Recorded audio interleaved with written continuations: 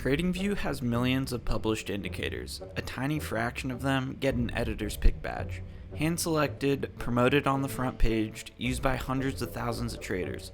So I scraped 1,000 of them, translated them out of PineScript into Python, and tested every single one across the entire S&P 500 universe.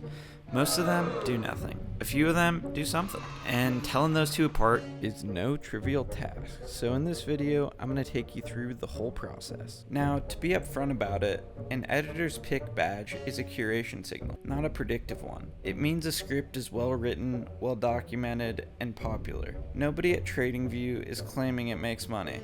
So this isn't a gotcha video. The actual question I want to answer is a more interesting and narrow one.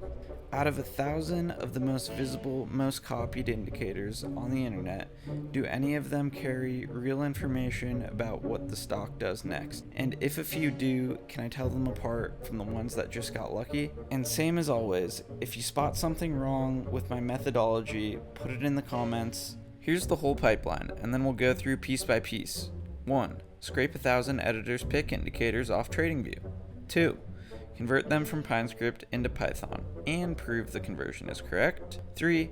Derive every possible entry condition for each indicator, because an indicator isn't a strategy until you define the signal. 4.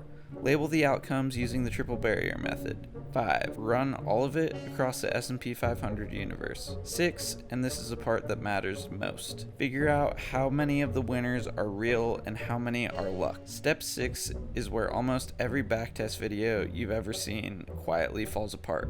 So we're going to spend some real time there. The public scripts library is paginated behind infinite scroll. So this is a headless browser task, not a request job. Simply scroll, wait for the network to settle, pull the script, repeat until you got 1,000.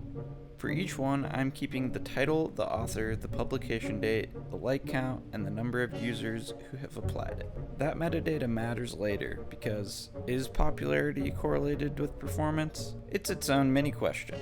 This is the part I underestimated by about 3 weeks. PineScript isn't just a syntax difference, it has a completely different execution model. The script reruns on every bar, every variable is implicitly a time series, and the built-in functions carry state you don't see. So a naive line-by-line translation gives you Python that runs, produces numbers, and is quietly wrong. So I did the translation with an LLM, but I didn't trust it, and neither should you. Every converted indicator has to get through a validation harness before it's allowed in the study. Here's how that works. I export the indicator's plotted values straight out of TradingView on a fixed set of tickers and a fixed date range. I then run my Python version on the exact same bars, line the two up, and measure the error. If the maximum absolute difference is above tolerance, the conversion is rejected and it never enters the study. Out of 1,000 indicators, 473 converted cleanly. 367 failed validation and got thrown out. The rest were purely cosmetic and didn't really provide any trading value. There's a second filter that's even more important. Some PineScripts repaint. They use future referencing in a way that means the historical line on your chart was drawn using information that didn't yet exist at the bar. An indicator that repaints will look unbelievable in a backtest. So I run every converted indicator through a look-ahead check, compute it on the full history, and then compute it bar by bar on an expanding window, and compare. If the value of a past bar changes when new data arrives, it's quarantined. As you probably know, an indicator is not a strategy. An indicator is a line, or a transform, of data. Somebody has to decide what counts as signal, and that decision does more work than the indicator itself. So rather than guess, I classify every indicator into a family and generate standard entry rules mechanically for each one. You got the bounded oscillator with cross above, cross below level, exit from extreme zones, and a midline cross. For trend overlays, you got price crosses a line, slope line flip, and z-scored. For band or channel, you got touch, breakout, close, re-entry, back inside. For a histogram style indicator, you got sign flip, slope flip, and everything else, you can just use a rolling percentile threshold. And One rule that I think is non-negotiable: every condition also gets tested inverted by the oversold cross and by the overbought cross, because if I only tested the direction the author intended, I'm not testing the indicator. I'm testing the author's opinion about what the indicator should do. If inverse works better, that's information, and it's information you only get if you take a look. 1,000 indicators times roughly 6 rule families times a small parameter grid gives me about 14,000 distinct entry conditions. Remember that number. It's gonna cause some problems in about 10 minutes. Now, what does "it worked" even mean? The naive answer is the stock was higher n days later. That's a terrible definition because it ignores everything that happened in between. If a trade goes down 12% and then finishes up 1, a fixed horizon return calls that a win. Nobody who was actually in that trade calls it a win. So instead, I'm using the triple barrier method. From the bar where the signal fires, there's exactly 3 ways the trade can end. It hits the upper barrier, profit target, it hits the lower barrier, the stop, or neither happens before the clock runs out. Whichever happens first is the label. It's path dependent, which is the whole point. 2 details that matter. The barriers aren't fixed percentages. They're multiples of the stock zone trailing realized volatility.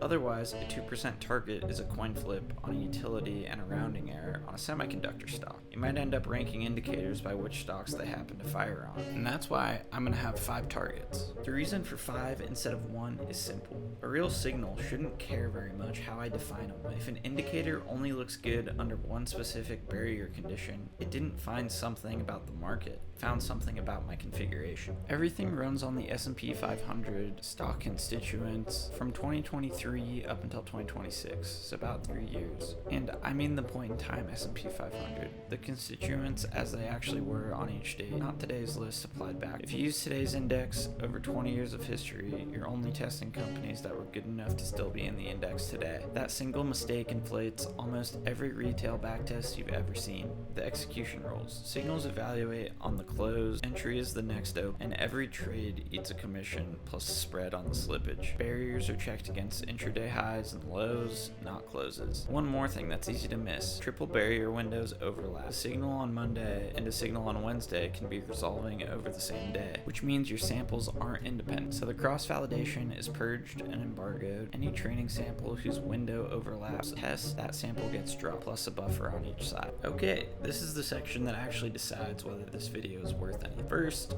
know the base rate. If I fire entries completely at random, what fraction of them hit the upper barrier first? On this universe with these barriers, it's X%. That's the number it has to be. Not 50%, not profitable. A strategy with 58% hit rate against a 57% base rate has found nothing. For each indicator, I generate a few hundred random entries, sets matched on the same number of trades in the same stocks, and build the distribution of what pure chance produces. Then I can draw 1 sigma and 3 sigma bands. If in size 1 sigma, it's probably just noise. Above 3 sigma, it's worth conversation. Third, and this is the one nobody does, multiple testing. 14,000 entry conditions times 5 targets is 70,000 hypotheses tested. Every single indicator were pure noise at p-value 0.05, I would expect 3,500 of them to look statistically significant by chance alone, which means if I just show the top 10 of 70,000 tests, give me the right tail of a random distribution and call it research. So the raw p-values go from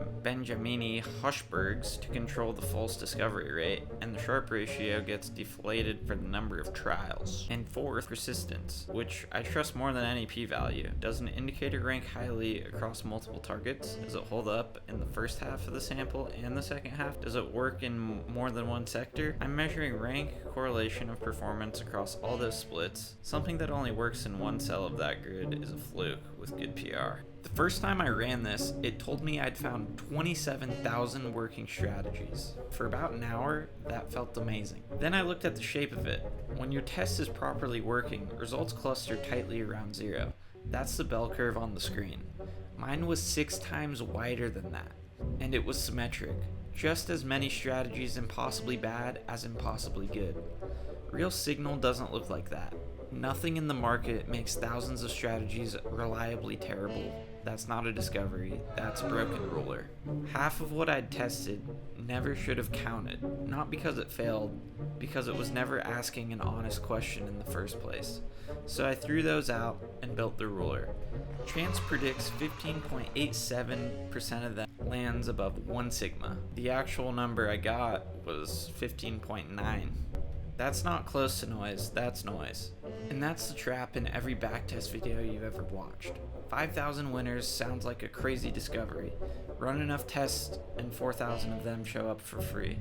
After correcting for all the noise, after demanding a strategy work in the first half of the sample and the second half of the sample, across different definitions of winning, across different sectors, 23 indicators survive out of nearly 400. That's about 20 strategies in every 10,000 I tested. And here's the part I didn't see coming. Oscillators are the biggest category in the whole study. Every RSI, every stochastic, every momentum indicator in the list, more than a quarter of everything I tested, 2 survived. Out of 22,000. Meanwhile, the stuff nobody makes videos about, volatility measures, liquidity maps, and composite indices, survived 60 times the rate. Look at what those actually are. A seasonality tool, a volatility measure, a liquidity map, a financial condition index. Not one of them tells you which way something is going. Every one of them tells you what kind of market are you standing in. So what I think I've actually found isn't indicators that predict direction. It's indicators that recognize when a move is more likely to reach somewhere. Volatile periods, thin liquidity, certain times of the year. That's a much less exciting find. It's also much more likely to be real. And the mechanical version of the same story, nothing built on oversold or overbought survived. Not in either direction. 0. Before anyone builds anything on this, the typical survivor beats random chance by about 2 percentage points. On screen is the risk-adjusted return of the median strategy that survived every single filter that I could think of. Next to the same measure for entering trades completely at random. 15% of those are better than a dart throw. That's the prize. And it gets worse. 40% of the survivors are actually worse than random, once you account for how much they lose and when they're wrong. Because winning more often isn't the same as making money. A handful of them win more often and still lose money overall. So here's the honest scoreboard. The best strategy in this entire study runs a profit factor of 1.5. Random entry, same stocks, same barriers, same period, runs a 1.1 profit factor. So that means for every dollar it loses, it makes $1.50. The coin flip makes $1.10. That gap is the entire result of this video. It's real, it survived every filter I built, and it is also not the number anybody selling you an indicator would ever quote, because 37% better than random doesn't fit on a thumbnail. And the typical survivor is a lot closer to a coin flip than that one. Some win more often than random and still make less money, because winning more often isn't the same as winning bigger. So what do I actually take away from this? Not, indicators don't work, that's the lazy conclusion, and it isn't what the data says. What it says is narrower and more useful. One indicator with a mechanical rule on hourly bars, on big US stocks, long only, applied the same way in every market condition, that's almost always indistinguishable from entering at random. 99.98% of the time. And the handful of exceptions are exactly as rare as running 80,000 tests would predict. But the survivors aren't the valuable part of this. The ways I fooled myself are. If you take one thing away from this video, before you ask whether your edge is real, ask whether your tests work. Mine didn't at first, and it told me I'd found 27,000 strategies, which was not the case. The obvious next experiment is to take the survivors and ask whether they're complementary, whether they fire at different times, on different names, for different reasons. If they're all the same trade wearing different hats, that's one story. If they're genuinely independent, that's a far more interesting one. If you can see a hole in this, and there will be holes, I found 3 on my own, halfway through. Put it in the comments, I'll read them, and link to the codes in the description. Like, subscribe, and I will see you in the next one.